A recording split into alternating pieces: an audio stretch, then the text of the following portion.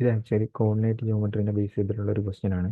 ഇതിനകത്ത് ചോദിച്ചിരിക്കുന്ന ഒരു ഇക്വേഷനാണ് ചോദിച്ചിരിക്കുന്നത്, ഒരു ലൈനിൻ്റെ ഇക്വേഷനാണ് ചോദിച്ചിരിക്കുന്നത്. ഈ ലൈൻ ആണെങ്കിൽ ഓക്കെ, എ എന്ന് പറയുന്ന പോയിന്റ് 4 1 എന്ന് പറയുന്ന ഒരു പോയിന്റ് അതിന് പെർപെൻഡിക്കുലർ ആയിട്ട് ബി സി എന്ന് പറയുന്ന ലൈനിലോട്ട് വന്നിരിക്കുകയാണ്.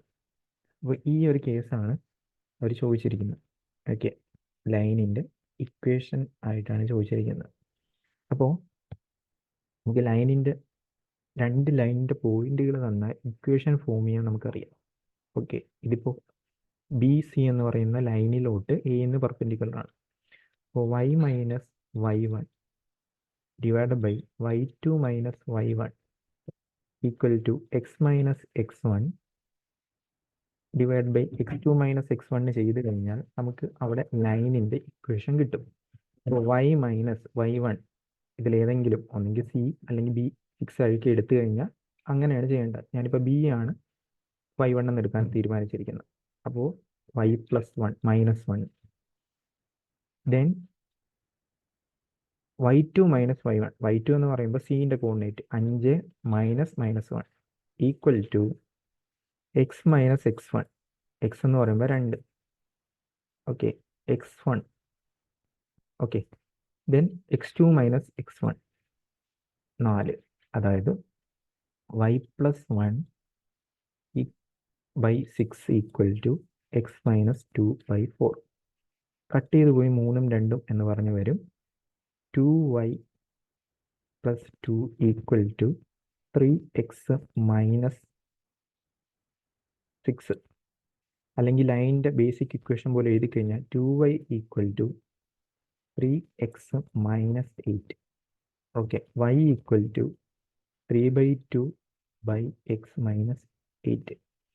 അതായത് ഒരു ലൈനിൻ്റെ ബേസിക് ഇക്വേഷൻ എന്ന് വെച്ച് കഴിഞ്ഞാൽ y is equal to mx plus c ആണ്. ഇതിൽ m എന്ന് പറയുന്നത് അതിൻ്റെ സ്ലോപ്പായിട്ടാണ് വരുന്നത്. ഇവിടെ വരുന്ന m സ്ലോപ്പായിട്ടാണ് വരുന്നത്. അപ്പോൾ ഈ ലൈനിൻ്റെ സ്ലോപ്പ് എന്ന് പറയുന്നത് m/2 ആണ്. അപ്പോൾ ഇതിന് പെർപെൻഡിക്കുലർ ആയിട്ട് വരുന്ന ലൈൻ, പെർപെൻഡിക്കുലർ ലൈൻ എന്ന് പറയുമ്പോൾ അതിൻ്റെ സ്ലോപ്പ് എപ്പോഴും m1 ഇൻറ്റു m2 വരുമ്പോൾ -1 വരണം. അതായത് ഇതിൻ്റെ സ്ലോപ്പ് 3/2 ആണെങ്കിൽ ആ പെർപെൻഡിക്കുലർ ആയിട്ട് വരുന്ന ലൈനിൻ്റെ സ്ലോപ്പ് -2/3 ആയിരിക്കും, -2/3 ആയിരിക്കും.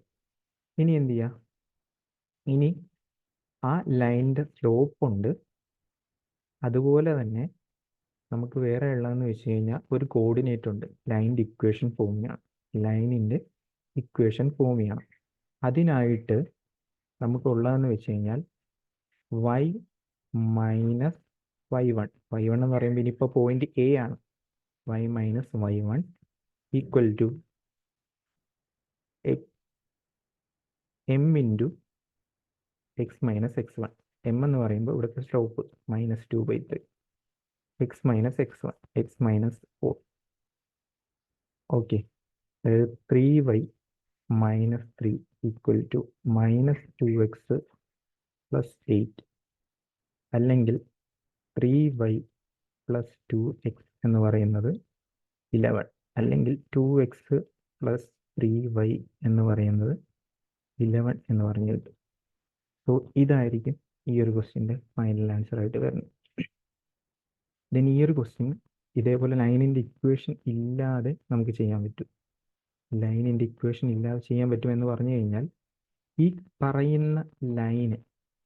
പറയുന്ന ലൈനിൻ്റെ ഒരു പോയിൻ്റാണ് 4ഉം 1ഉം. അപ്പോൾ ഈ ലൈനിൻ്റെ ഇക്വേഷൻ ഈ പോയിന്റ് സാറ്റിസ്ഫൈ ചെയ്യണം. ഈ ലൈനിൻ്റെ ഇക്വേഷൻ ഈ പോയിന്റ് സാറ്റിസ്ഫൈ ചെയ്യണം. അപ്പോൾ ഇവിടെ നോക്കിക്കഴിഞ്ഞാൽ 4 ഇൻറ്റു 3, അതായത് 3x എക്സിന് വരെ ഞാൻ 4 കൊടുത്തു. 1 എന്ന് പറയുന്ന 11 അല്ല, അപ്പോൾ ആ ഒരു ലൈനല്ല. രണ്ടാമത്തെ കേസിൽ 2 ഇൻറ്റു 4 പ്ലസ് 3 ഇൻറ്റു 1 എന്ന് പറയുന്ന 11 ആണ്, ഓക്കെ ആണ്. മൂന്നാമത്തെ കേസിൽ 2 ഇൻറ്റു 4 പ്ലസ് 3 ഇൻറ്റു 1 15 അല്ല. നാലാമത്തെ കേസിൽ 3 ഇൻറ്റു 4 പ്ലസ് 2 ഇൻറ്റു 1 15 അല്ല. സോ അപ്പോൾ ഇതായിരിക്കും അതിൻ്റെ ആൻസർ ആയിട്ട് വരുന്നത്. ഇങ്ങനെയും ചെയ്യാം. ഓക്കെ.